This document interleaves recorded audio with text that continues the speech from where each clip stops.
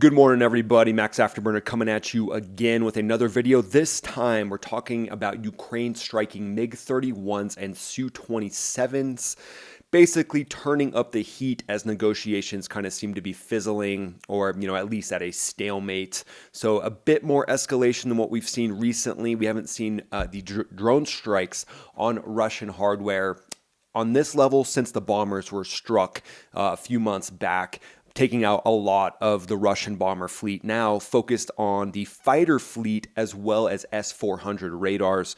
So we'll talk about the implications for that, what Ukraine is likely up to, and then you guys know my strategic debrief on where I think we'll see this go. But again, I'm just a washed up fighter pilot on YouTube, so take it with a grain of salt. But let's talk about Ukraine kind of turning the table with these drone strikes on the MiG-31, and let's just go ahead and dive right in, shall we? So again, they're stepping up the strikes, Su-27 or Su-30 here.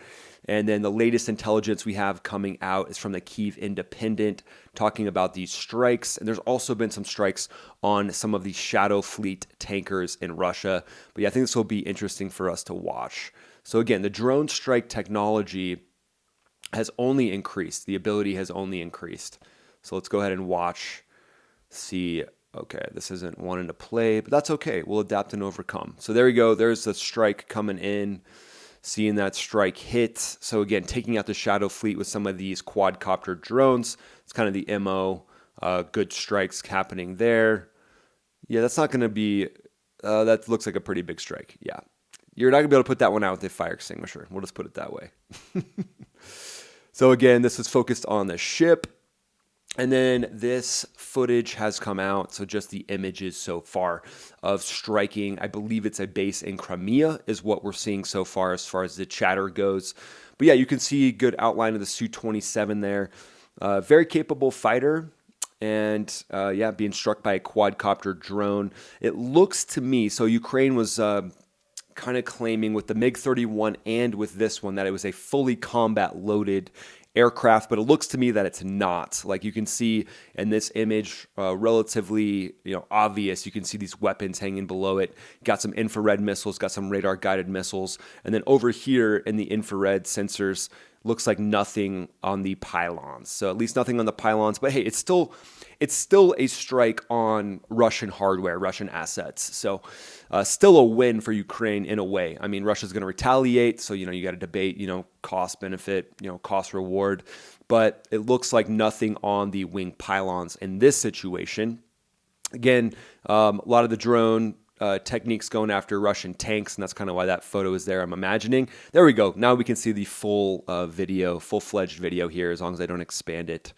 But yeah, I see seeing those good hits with the quadcopter drone. So that's exactly the same technique they're going to use going up against the fighter jets, the Su-27 and the MiG-31. So again, just ramping up the pressure. Ukraine wants to bring Russia to the table in a formidable deal that gives them the ability to retain as much territory as possible. So if they, strike hard and they strike often, they're basically seeing it as their ability to come to the negotiation table in a stronger position than if they, weren't giving a lot of pushback towards Russia. That's what it seems like to me anyways. But just a quick overview. Obviously, we can know Ukraine's here. And then if we look down at this region, likely a lot of the strikes happening in this region here, Crimea, and Russia's fleet is down here as well in Crimea. So big picture, Russia basically owns all of this section right here, and they're trying to annex kind of this eastern chunk here on the side. How much of it will they get? That's kind of the big crux of how the deal goes down right now. So let's see if we can find any video of the MiG-31. Yep, here we go. So MiG-31 being struck. Looks like it's a twin seat aircraft. We all know that. But this is the S-400 as well. Can't get rid of that pop-up, so I guess we'll have to watch it from here. But yeah, so they're saying that it's a fully loaded out MiG-31, but then again, I don't see anything under the wings pylons. So yeah, you can kind of see in this image here, nothing under the pylon. However, again, still a win to take out a MiG-31. This is a deep strike fighter. So a lot of times what these MiG-31s will do is they'll get airborne and then they'll launch cruise missiles. You can kind of see in this one, looks like a semi-stealthy cruise missile underneath the wing right here. So again, get the jet airborne, get it up to altitude, and then whoosh, get that cruise missile launched off towards whatever target they're going after, and that's kind of the main name of the game for these pilots that are flying this. And in this, you've got a Wizzo, you've got a backseater who's kind of helping guide things. Russia does have some rudimentary ability to guide in weapons. They have weapons that have like a TV sensor that you can guide in and watch and fly into the target. So it's something that their backseater might be doing. But again, Ukraine's saying they hit a fully combat-loaded MiG-31. I mean, my advice to the Ukraine services is just tell the truth. That keeps everybody kind of aware of exactly what's going on. It's still a win. Remember, it's still a win hitting the MiG-31. You don't have to say it was fully combat loaded with armament when it's not. Maybe there was some on the center line that we couldn't see in the image, but yeah, it looks to me like it was a clean MiG-31, nothing on the pylons there. Here's some more imagery of what we saw. There's a nice clear picture. Yeah, nothing that I can tell on the pylon there. But again, this is a very expensive aircraft, and it's probably one that Russia's leaning on relatively heavily right now as far as the cruise missile techniques go. And then S-400 looks like an S-400. This is more of a rocket battery here, but big, massive radar. This isn't the actual antenna itself. We'll see if they show that. There we go. So likely S-400 radar here being struck by Ukraine, and they're taking it to the heart of Russia at this point. Also executed was a top-level general in Moscow who was responsible for officer training high-level elite officers, was taken down on the streets of Moscow, basically assassinated. We don't know who's responsible for that yet, but again, that could be a part of ramping up this pressure here. But again, these systems are very expensive anti-aircraft radar systems that Ukraine is striking and taking down. There we go. There's that phased array antenna. So you can see, in their imagery with the quadcopter drones going in and striking them down, very capable ability to take these down. And this is something that you would do, in a situation like if Israel were to go back into Iran. It's kind of the first step in taking down the IADs, the integrated air defense systems, is you take down these radars, like these big phased array radars. This is a staple of IADs, of that integrated air defense system. So Russia's staple, China's staple. We talk about conflicts around the globe, specifically involving Russia and China, and this S-400 technology. They claim that it can detect stealth aircraft. That's what they claim. So Venezuela would love to get their hands on some of these right now.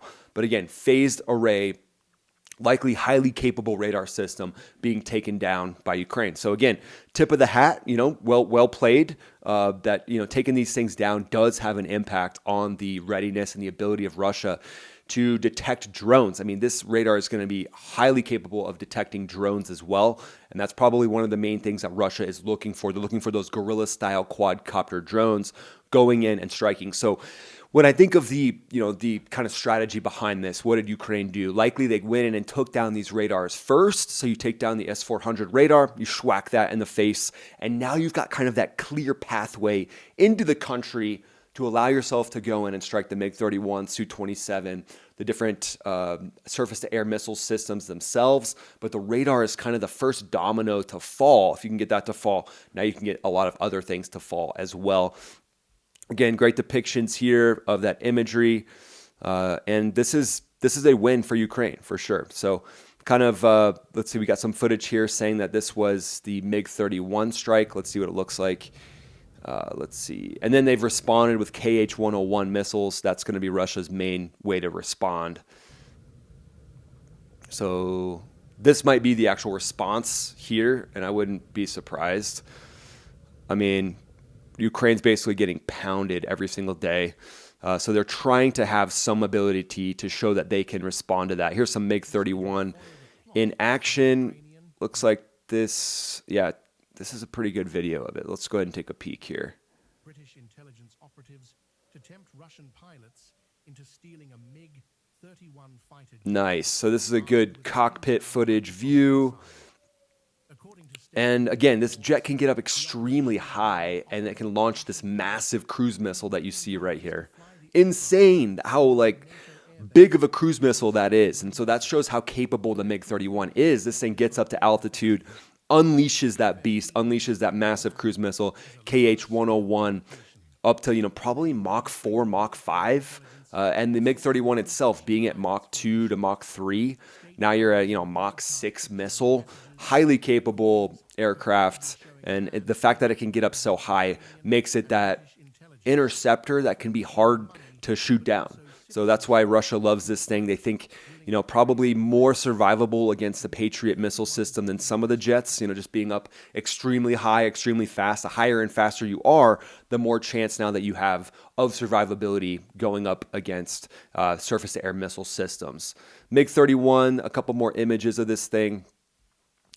There you go. The Foxbat, the Foxhound, twin engine jet.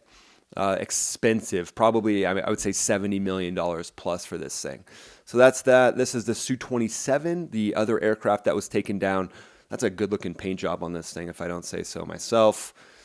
Good looking aircraft, Su-27. This is kind of the workhorse. This is kind of the stale, or the I'd say it's like the linchpin of the Russian Air Force. This is a Ukrainian version, obviously, but it's a legend for Russia for sure. So there you go, guys. That's kind of the breakdown of, the strikes deep in the heart of Crimea on these MiG-31s, Su-27s, S-400s as tensions ramp up. And so just keeping you guys posted. And again, what I like to have you think about is, this video itself was about Russia, Ukraine, but where else do we see this potentially being applied? Do we see the Venezuelan Maduro regime start to use these swarm drone tactics? Because everybody's watching this, right? Everybody's seeing these tactics of these quadcopter drones on X. And to me, it's no surprise that Maduro in Venezuela has now ordered thousands of Shahed drones from Iran. We look at the Thailand-Cambodia conflict. Cambodia has ordered thousands of Shahed drones from Iran as well. So again, not only looking at it from the perspective of this video, but then applying it strategically to follow on military operations. That's what I hope this channel helps you do. I hope it helps you understand these global conflict events better than what you would find on, say, like the BBC, which is going to just kind of, give you platitudes where we don't do that. We're not the corporate media. Here, the Max Afterburner channel. You can check out maxafterburner.news for some more breaking updates, and then join the channel. Click the link down in the description.